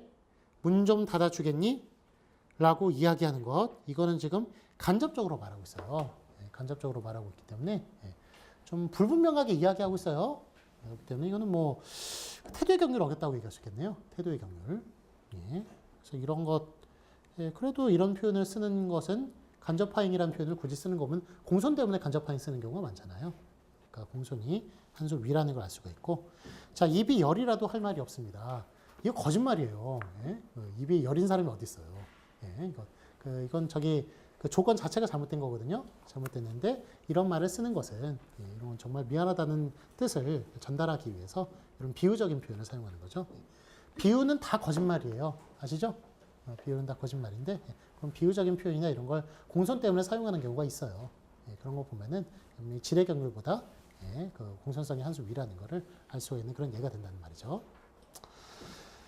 자, 예, 그 2.3 볼까요? 리치의 공선 원리. 자, 5번 예를 보면은 이제 리치의 공선 원리가 나오는데, 그 이거는 저기 제가 그 저번에 얘기한 저 그라이스의 협력 원리. 그 다음으로 중요한 거예요. 그 다음으로.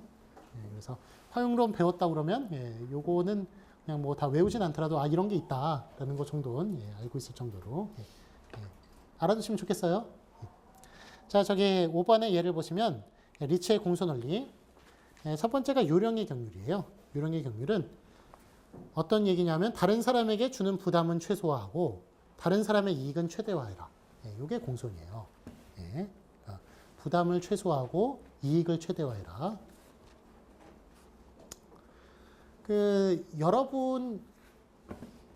여러분이 손해를 보는 게 더 공손한 거예요? 아니면은 상대방이 여러분이 이득을 취하고 상대방이 손해를 보는 게 더 공손한 거예요?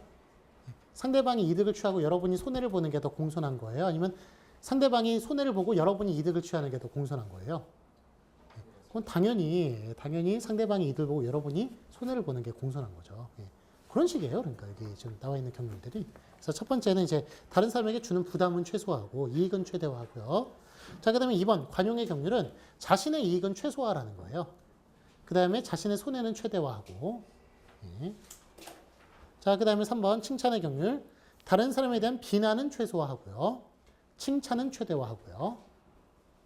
그다음에 4번 겸양의 경륜. 자신에 대한 칭찬은 최소화하고요. 자신에 대한 비난은 최대화하고요. 예. 그러니까 뭐 자기 막 자랑한다고 막 뭐 그렇게 얘기하는 사람은 별로 공손한 사람이 아닌 거예요. 예. 자기 스스로 막 칭찬하고 막 자화자찬하고 이런 사람들. 자, 그다음에 5번 동의의 경륜. 자신과 다른 사람 사이의 의견 차이는 최소화하고요. 다른 사람과의 동의는 최대화해요. 예. 의견 차이 최소화, 동의를 최대화하고. 자, 그다음에 공감의 경륜. 자신과 다른 사람 사이의 반감은 최소화하고요. 다른 사람 사이의 공감은 최대화하고요. 예, 요런 경률이 6가지가 있는데, 지금 1번, 2번으로 다 나눠져 있죠? 1번이 소극적 공손이에요. 2번이 적극적 공손이고, 각 6개의 경률마다 1번, 2번으로 나눠져 있잖아요? 1번이 소극적 공손에 관련된 것, 2번이 적극적 공손에 관련된 것. 그래서 1번, 2번이 부딪혔을 때는 뭐를 더 우선시해야겠어요? 1번을 더 우선시해야겠어요. 왜냐하면 1번의 소극적 공손이 적극적 공손보다 한 수 위니까.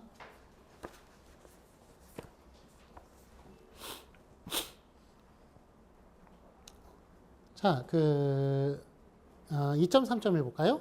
그럼 이제 요령의 경률부터 먼저 살펴볼게요. 요령의 경률은 뭐 눈치의 경률, 팩트니까 재치의 경률 이렇게 번역되기도 해요. 예, 그런데 이제 요즘 이제 요령의 경률로 거의 통일되는 듯해요. 예, 뭐 하여간 눈치의 경률, 재치의 경률 뭐 이런 식으로 번역됐었는데 요령의 경률로. 그래서 그 아래 보시면 요령의 경률이란 다른 사람에게 주는 부담은 최소화하고 다른 사람의 이익은 최대화하라는 것이다. 요거였죠? 그 예를 볼까요? 요령의 경륜을 지킨 예. 6번. 오늘 시간 좀 내주실 수 있으세요? 아주 잠깐이면 됩니다. 예, 이게 요령의 경륜을 지킨 예래요. 예, 어떤 면에서 요령의 경륜을 지켰나요? 다른 사람에게 부담을 최소화했거든요. 어떻게 최소화했어요? 좀이라는 표현, 아주 잠깐이란 표현, 이렇게 지소사를 사용한 거예요. 작게 표현하는 거. 그래서 최대한 이제 상대방의 부담을 최소화시키기 위해서 아주 작은 표현을 사용하는 거죠. 그렇기 때문에 이거는 요령의 경유를 지킨 예라고 말할 수가 있고요. 자, 그러면 7번 보시면 선생님 컴퓨터 좀 사용해도 될까요? 그랬더니 응? 실컷 써. 실컷. 이렇게 얘기하는 것, 이거는 어떤 뭘 한 거예요? 다른 사람의 이익을 최대화한 거죠. 최대화했기 때문에 그렇기 때문에 요령의 경유를 지켰다고 말할 수가 있는 거예요. 자, 다음에 요령의 경유를 어긴 경우를 한번 살펴보도록 할까요? 8번, 9번 얘기가 어긴 경우예요. 내가 이렇게 아픈데 가긴 어딜 가? 상대의 부담을 최대화시키고 있어요. 그렇죠? 내가 아픈데 간호해야지 어디 가? 그런 얘기예요. 그래서 부담을 최대화했기 때문에 어긴 경우가 되겠고요. 그 다음에 9번 예, 당신은 직급이 낮으니까 조금만 가져가세요. 다른 사람의 이익을 최소화시키고 있어요. 그렇죠? 이익을 최대화시켜야 되는데 이익을 최소화시키고 있으니까 어긴 예. 자, 다음 140페이지요. 2.3.2 관용의 경률을 볼게요. 관용의 경률이란 자신의 이익은 최소화하고 자신의 손해는 최대화하라는 것이다. 이익을 최소화, 손해는 최대화. 10번 예를 볼게요. 사장이 직원에게 모두들 수고했으니까 수익금을 공평하게 분배하겠습니다. 저도 똑같이 받겠습니다. 자신의 이익을 최소화하고 있죠? 그렇기 때문에 이거는 관용의 경률을 지킨 공손한 예가 되겠고요. 11번의 기억 보세요. 오늘 저녁 꼭 우리 집에서 드셔야 해요. 자신의 손해를, 부담을 최대화하고 있어요. 그렇죠? 그 다음 니은, 제가 부주의해서 못 들었는데 다시 한번 말씀해 주시겠어요? 자기가 바보라고, 자기가 부주의해서 못 들었다고 자기의 부담을 최대화시키고 있어요. 디귿, 언제 우리 가게 들러? 웨딩드레스는 내가 꼭 만들어 줄 테니까. 웨딩드레스 만드는 게 꽤 비싼 일일 텐데, 비싼 돈이 든 일일 텐데 만들어 주겠대요. 자기의 부담을 최대화하고 있어요. 그렇기 때문에 관용의 경유를 지킨 예. 자, 다음에 관용의 경유를 어긴 경우를 한번 살펴보도록 할게요. 12번 보시면은 내가 누나니까 내가 더 많이 가져가야 해. 가져야 해. 이거는 자신의 이익을 최대화시키고 있어요. 그러니까 경유를 어긴 예. 그 다음에 저는 일이 있어서 먼저 가겠습니다. 자신의 손해를 최소화시키고 있어요. 그렇기 때문에 이거는 관용의 경유를 어긴 경우라고 말할 수 있겠고요. 자, 그러면 2.3.3 볼게요. 칭찬의 경률. 칭찬의 경률이란 다른 사람에 대한 비난은 최소화하고 다른 사람에 대한 칭찬은 최대화하라는 거예요. 다른 사람에 대해서 비난 최소, 칭찬 최대. 14번 예를 볼까요? 노래 심사위원이 임씨에게 노래의 음정, 박자, 성량, 음색이 조금 부족했지만 앞으로 열심히 하시면 발전하실 것이라 생각됩니다. 라는 것, 비난을 최소화하고 있죠. 뭐 이승철이나 이런 사람 아주 잔인하게 말하잖아요. 말하는데 아주 노골적으로 말하지 않고 최대한 좀 돌려서 그렇게 말을 하고 있어요. 비난을 최소. 그다음 15번 기억. 어쩌면 이렇게 음식 솜씨가 좋으세요. 박 선생님은 참 좋으시겠어요. 이렇게 좋은 사모님과 함께 사셔서 칭찬을 최대화하고 있죠. 칭찬을 최대화. 그 다음에 니은 그 치마 너무 예쁘다. 옷을 보는 안목이 정말 좋구나. 칭찬을 역시 최대화하고 있어요. 그렇기 때문에 이거는 칭찬의 경우를 지킨 예. 이번엔 칭찬의 경우를 어긴 경우를 살펴볼까요? 141페이지 16번. 그 치마 어디서 났니? 디자인도 구리고 색깔도 칙칙하다. 라고 얘기하는 것. 비난을 최대화하고 있어요, 지금. 비난을 최대화. 그래서 이거는 공손하지 못한 예. 칭찬의 경우를 어긴 예. 17번. 남의 집 집들이에 가서 오늘 반찬은 뭐 누구나 해먹는 것들이네요. 요즘은 텔레비전에서도 매일 요리를 가르치니 어디 요리 못하는 사람 있나요? 이런 식으로 얘기하는 것. 칭찬을 최소화하고 있어요. 칭찬을 최소화. 그렇기 때문에 요거는 칭찬의 경우를 어긴 예라고 그렇게 말할 수 있겠고요. 자, 다음 2.3.4 겸양의 경률. 겸양의 경률이란 자신에 대한 칭찬은 최소화하고 자신에 대한 비난은 최대화라는 것이다. 18번의 기억 보시면 선물 고마워 그랬더니 별 말씀을 아니면 비싼 것도 아닌데 뭘 이렇게 얘기하는 것. 자신에 대한 칭찬을 최소화하고 있죠. 이 선물 사느라고 뭐 돈도 많이 쓰고 죽으라고 고생했어. 뭐 예쁘지, 뭐 마음에 들지 않냐, 막 이런 식으로 얘기하는 것. 그거는 자신의 칭찬을 최소화하지 못하고 있어요. 최대하고 있기 때문에 그거는 공손하지 못한 표현. 그 다음 뒤엔 정말 아름답고 고귀한 인품을 가지고 계시군요. 그랬더니 아니에요. 정말로 과분한 말씀이십니다. 이것도 역시 상대방의 칭찬에 대해서 동의하는 것이 아니라 동의를 안 함으로써 자신에 대한 칭찬을 최소화하고 있어요. 자신에 대한 칭찬 최소. 그렇기 때문에 그 겸허의 경륜을 지킨 예고요. 19번 보시면 무엇 하나 못하는 게 없으시네요. 이렇게 칭찬하는 것에 대해서 저는 피아노도 못 치고요. 말도 잘 못하고 그림도 잘 못 그립니다. 이거는 비난을 최대화하고 있네요. 자신에 대한 비난을 최대화하고 있어요. 그렇기 때문에 겸허의 경륜을 지킨 예. 자, 이번에 겸허의 경륜을 어긴 경우를 볼게요. 자, 20번 엄마가 엄마 유지태보다 네가 더 잘생겼어 라고 얘기했더니 아들이 당근이죠. 유지태는 나보다 눈도 작은데. 미쳤어요 완전히. 이거는 자기에 대한 칭찬을 최대화하고 있어요.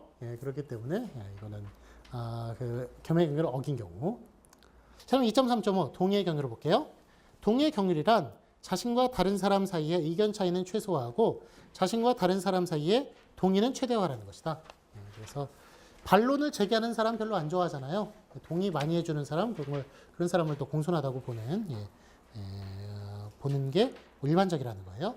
142페이지 22번 예를 보시면 이 바지 39,000원이라고요? 35,000원에 주세요. 그랬더니 그럼 37,000원만 주세요. 라는 식으로 의견 차이를 최소화하고 있어요. 의견 차이를 줄이고 있어요. 그래도 이렇게 봤을 때 이 사람은 공손히 동의의 경륜을 지킨 거라고 볼 수가 있고, 다음 23번 예, 이 책장을 왼쪽에 붙입시다. 그랬더니 그것도 좋겠지만 그대로 두어도 좋을 것 같은데요. 그랬더니 또 상대방도 그래요. 그렇지만 낮에 해가 너무 직접적으로 들어서요. 그랬더니 상대방이 그렇군요. 그 생각을 미처 못했어요. 그럼 그럽시다. 라는 식으로. 그것도 좋겠지만 그래요. 그렇군요. 이런 게 사실은 뒤에 보면 반박하는 내용이 나옵니다만 앞에 말은 이런 말을 쓴단 말이에요. 이런 거는 동의의 경륜을 지키기 위해서 그런 거죠. 동의를 최대화하기 위해서. 그래서 뭐 앞에 말 뒤에 말 꼭 이렇게 의미론 논리학적으로 달라도 돼요. 공손을 지키기 위해서는. 그래서 뒤에는 반박하는 말이 들어온다고 하더라도 앞에 말은 그것도 좋겠어요. 그런데 이런 식으로 얘기하는 게 좀 더 고급스러운 대화라는 거죠. 그렇죠? 자, 그 다음에 그 다음 단락. 동의의 경륜을 어긴 경우 살펴보도록 할게요. 자, 24번 보시면 갑이 을에게 사진을 보여주면서 갑이 얘가 내 여자친구야. 캡 예쁘지? 캡이란 말은 1988에 나오더라고요. 저는 이게 자연스러웠는데. 그랬더니 을이 뻥 까고 있는 이게 어디 예쁘냐? 라는 식으로 얘기하는 것. 의견 차이를 최대화시키고 있죠. 그렇기 때문에 이거는 동의의 경륜을 어긴 예. 자, 그럼 25번. 교수가 내가 지적한 대로 논문을 수정해오게 그랬더니 학생이 부분적으로만 고쳐오겠습니다. 라고 얘기하는 것. 이거는 동의를 최소화하는 경우예요. 최소화하는 경우. 그래서 이제 경륜을 어긴 경우라고 볼 수가 있고요. 자, 그런데 이게 동의의 경륜을 다 지킨다고 그래가지고 공손하진 않아요. 왜냐하면 그 화행에 따라 좀 달라지는 경우가 있거든요. 그 다음 단락 보시면은 동의가 모든 화행에서 공손하진 않아요. 동의하는 것보다 동의하지 않는 것이 더 공손한 경우가 있는데 감사 화행이나 사과 화행이나 칭찬 화행의 경우가 그래요. 자, 26번 보시면 고마워 그랬더니 천만에요. 이거는 공감을 한 거예요? 비공감을 한 거예요? 비공감한 거예요. 근데 이게 더 공손해요. 네보다 고마워 그랬더니 네라고 얘기하는 것보다 이거는 공감을 한 거거든요. 동의를 한 것보다 비동의를 했을 때, 동의하지 않았을 때 더 공손한 경우 감사 화행. 자, 니은 같은 경우는 사과 화행의 경우란 말이에요. 미안해 그랬더니 괜찮아요 얘기하는 것. 이거는 그 비공감한 거거든요. 동의하지 않은 거예요. 동의하지 않은 것인데 이게 더 공손해요. 네라고 동의하는 것보다. 오늘 너무 예쁜데 그랬더니 아니에요. 이렇게 비공감하는 게 훨씬 더 공손하단 말이에요. 동의하지 않는 게. 네, 맞아요. 네, 맞아요. 자기 잘났다고 이렇게 얘기하면 별로 좋아하지 않는단 말이죠. 자, 다음 단락. 뭐 하여간 여자들은 이렇게 그 만나면은 뭐 계속 막 너무 예뻐졌다고 막 그 얘기를 한 1분 동안 해요. 1분 동안 막 예뻐졌다. 뭐가 예뻐졌다 막 얘기를 하는데 뭐 듣는 저로서는 좀 당황스럽긴 한데 뭐 그대로이거나 아니면 또 나이가 더 들었는데 더 이뻐졌겠어요 설마. 뭐 그런데 하여간 그런 식으로 표현하는 게 하여간 뭐 좀 당황스럽긴 한데 그게 공손한 표현이죠. 표현이고 이렇게 칭찬의 그 경륜을 지키는 것. 자, 다음에 그 아래 단락에 첫 번째 줄 끝부분. 을이 갑의 감사 화행에 대해 공감하면 을은 자신의 감사를 받을 자격이 된다고 스스로 인정하는 것이므로 자신의 이익을 최소화하라는 관용의 경륜을 어기게 되는 거예요. 그래서 그 감사에 관련된 거는 공감을 했을 때는 관용의 경륜을 어기게 되는 거니까 그래서 비공감이 더 공손하다고 얘기할 수 있는 거고요. 자, 그 다음에 141페이지 끝에서 네 번째 줄 중앙 부분 보시면 을이 갑의 사과 화행에 대해 공감하면 을은 갑이 잘못했다는 것을 인정하는 것이므로 다른 사람에게 주는 부담을 최소화하라는 재치의 경륜, 이게 유령의 경륜이에요. 좀 유령의 경륜을 지켜주시고 유령의 경륜을 어기게 되는 거예요. 그렇기 때문에 이런 경우는 지금 동의를 해도 재치의 경륜을 유령의 경륜을 어기는 것이기 때문에 덜 공손한 게 되는 거예요. 142페이지 제일 밑에 줄이요. 끝부분. 을이 갑의 칭찬화행에 대해 긍정하면 을은 자신에 대한 칭찬을 최소화라는 겸양의 경륜을 어기게 돼요. 어기게 되된다. 빼주시고 어기게 된다. 그러므로 칭찬화행에 대해서는 공감하는 것보다 비공감하는 것이 더 공손한 표현이 되는 것이다. 동의를 하면은 겸양의 경륜을 어기게 되는 거예요. 그렇기 때문에 그래서 뭐 동의의 경륜 같은 경우에는 예외가 있어요. 자, 다음 143페이지 보시면 동정의 경륜을 볼게요. 2.3.6. 동정의 경륜이란 자신과 다른 사람 사이의 반감은 최소화하고 자신과 다른 사람 사이의 동정은 최대화라는 것이다. 그래서 기억 보시면 도자기가 깨졌네. 이렇게 말을 해요. 네가 깼지 이렇게 얘기하는 것보다.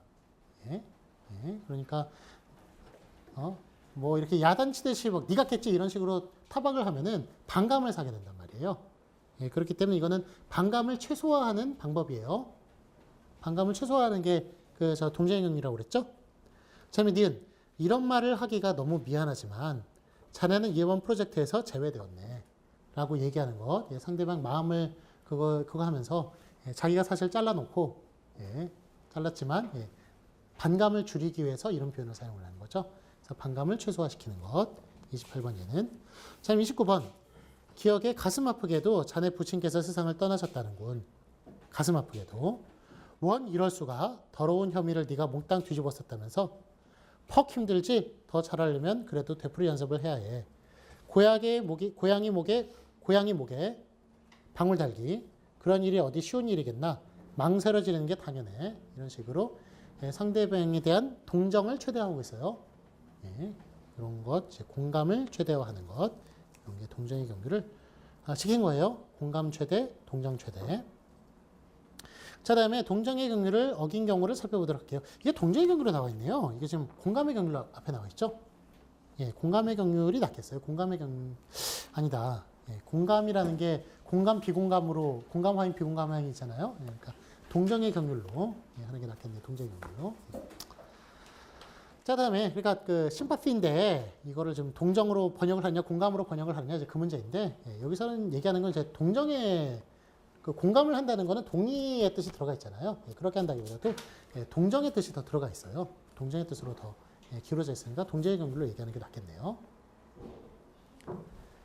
자, 다음에 동정의 경륜을 어긴 경우 보시면 사찰에 가서 승려에게 예수 믿으십시오. 이렇게 얘기해요.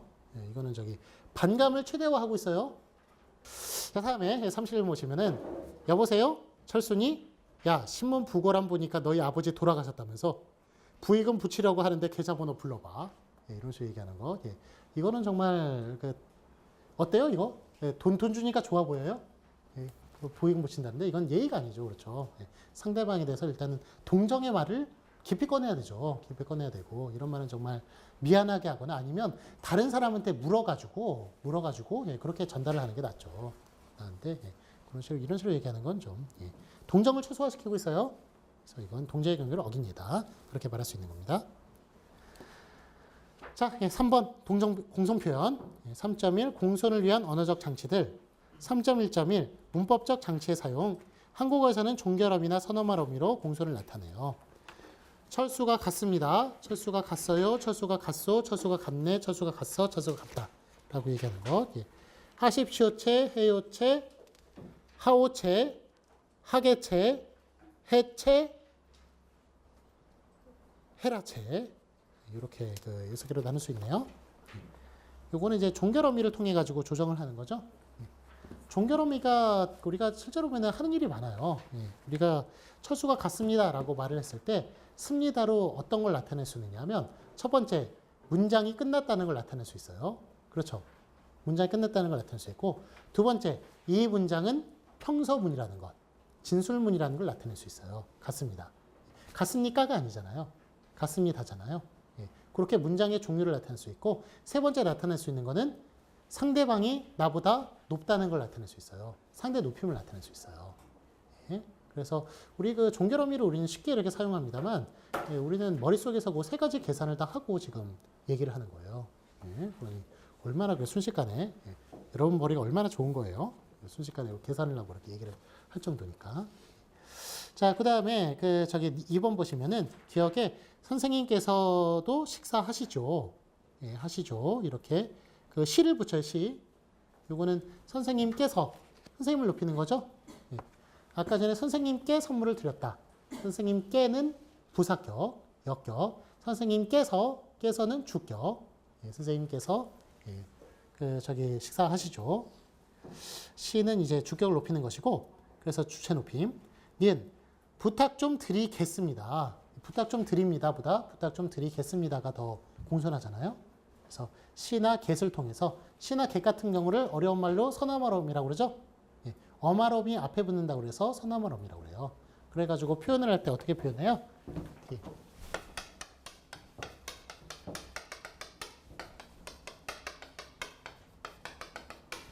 이렇게 앞뒤에 표시해주죠. 앞뒤에도 어떤 말이 결합하고 뒤에도 어떤 말이 결합한다는 것. 뒤에 붙는 건 어말음이죠. 그래서 선어말음이 요 표시해줘요. 그러니까 뒤에 이렇게 뒤에 붙는다는 거. 자, 그래서 이런 선어말음을 통해서 이렇게 또 공손을 나타내기도 해요. 자, 그 아래 뭐 요를 통해서 조동사를 통해서 이런 거는 다음 주에 할게요. 네.